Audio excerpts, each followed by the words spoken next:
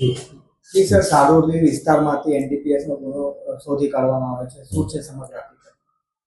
Saroli police station વિસ્તારમાં Niyol checkpost આવેલી છે, જ્યાંથી બે ઇસમો ગાંજો લઈને પસાર થનાર છે એ પ્રમાણેની બાતમી સારોલી પોલીસ સ્ટેશનને મળેલી.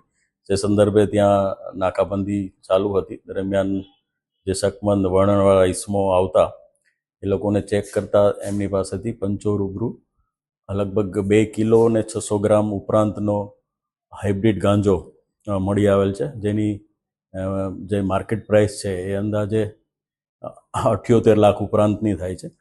એ સિવાય એમની પાસેથી 2 મોબાઈલ અને 3 સિમ કાર્ડ મળી આવેલા છે.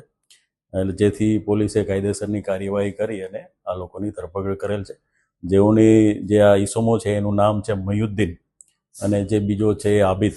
એ બંને ભાવનગર જિલ્લાના પાલીતાણાના રહેવાસી છે. અને આ જે મયુદ્દીન છે એ પોતે એક સાદિક સિલેક્શન કરીને કપડાની દુકાન ધરાવે છે પાલીતાણામાં, અને જે આબિદ છે એને એક બેટરીની દુકાન છે. એટલે હાલ પોલીસ મુદ્દામાલ કબજે કરી અને રિમાન્ડ લેવાની પ્રોસેસ હાથ ધરેલ છે. સર, આ ક્યાંથી લાવતા હતા અને ક્યાં વેચવા જતા હતા? એ આજે જે મુદ્દામાલ છે એ બોમ્બેથી લાવ્યા હોય એવી હાલ અમને હકીકત જણાવેલ છે.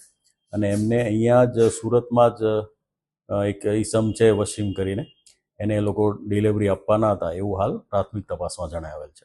જે અગાઉ પણ આ રીતે આ લોકો દ્વારા જે માદક પદાર્થ લાવવાની ઘટના કઈ પૂછપરછમાં આમનો ગુનાહિત ઇતિહાસ હાલ જે તપાસ કરતા કોઈ આવેલ નથી, પણ વધુ તપાસમાં કંઈ જણાઈ આવશે તો પોલીસ એ પ્રમાણે કાર્યવાહી કરશે.